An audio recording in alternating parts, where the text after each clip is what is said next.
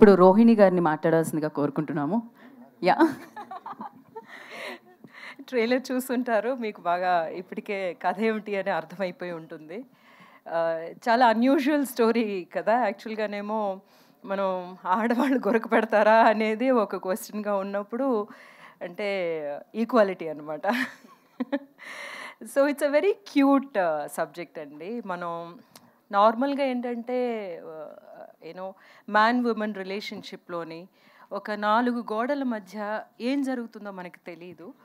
అందులోనేమో ఎన్ని మనస్పర్ధలు ఉంటాయి, ఎన్నో కోపాలు ఉంటాయి, చిన్న చిన్న విషయాలు కూడా మనల్నేమో ఇరిటేట్ చేస్తూ ఉంటాయి. మనమేమో వాటిని అన్నిటినీ కప్పిపెచ్చుకుని వెళ్ళిపోతూ ఉంటాం అన్నమాట. ఒక అడ్జస్ట్ చేసుకోవడం అనేది మనకి చెప్తూనే పంపిస్తూ ఉంటారు, పెళ్ళవగానే అడ్జస్ట్ చేసుకోమ్మా అని అంటూ ఉంటారనమాట.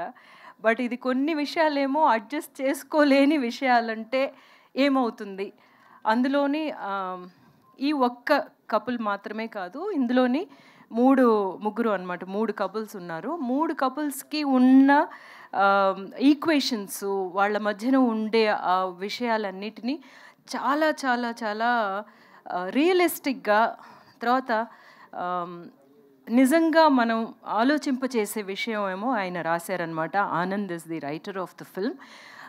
ఎస్పెషల్లీ నా క్యారెక్టరు దానికి ఇచ్చిన ఒక 2-3 సీన్స్ చాలా ఇంట్రెస్టింగ్గా చేసాము. బికాజ్ అన్ని మాటల్లోనే కాదు, సైలెన్సెస్లో కూడా ఇందులో చాలా విషయాలు జరుగుతాయి అన్నమాట. So that kind of very dense writing ఆనంద్ది.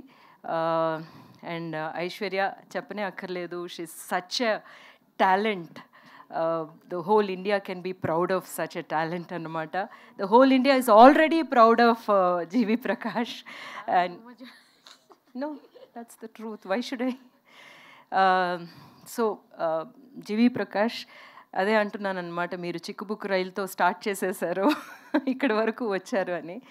So such a cute lovely film అండి. మీకు చూసిన తర్వాత మీకే అనిపిస్తుంది ఒక చాలా ఇంపార్టెంట్ అయిన టైంలో ఇట్లాంటి ఒక ఫిల్మ్ వచ్చింది అని చెప్పేసి. ఎందుకంటే ఇప్పుడేమో రిలేషన్షిప్స్ ఏమో చాలా ఫ్రజైల్గా ఉన్న ఒక టైం అన్నమాట. ఆ ఫ్రజిలిటీలోనే మనం వేటిని కరెక్ట్గా ఐడెంటిఫై చేసుకోవాలి, బలం ఏమిటి, మనకుండే బలం ఏమిటి అనేదాన్ని తెలుసుకుని దాన్ని ఐడెంటిఫై చేసుకుని దాన్ని అర్థం చేసుకోవాలి అని చెప్పే ఒక ఫిల్మ్ అనమాట. సో ఈ వేసవిలోని చాలా చల్లగా ఉండే ఒక ఫిల్మ్ మీకు కంటికి అంత ఇంపుగా కనిపించుంటుంది కదా. చాలా కేర్ తీసుకుని చేశారు మా cameraman. And producers so sweet. వాళ్ళు అసలు రానే లేదనమాట. ఇప్పుడే చూస్తున్నాం అభిషేక్ గారిని, ఇప్పుడే నేను కలుస్తున్నాను.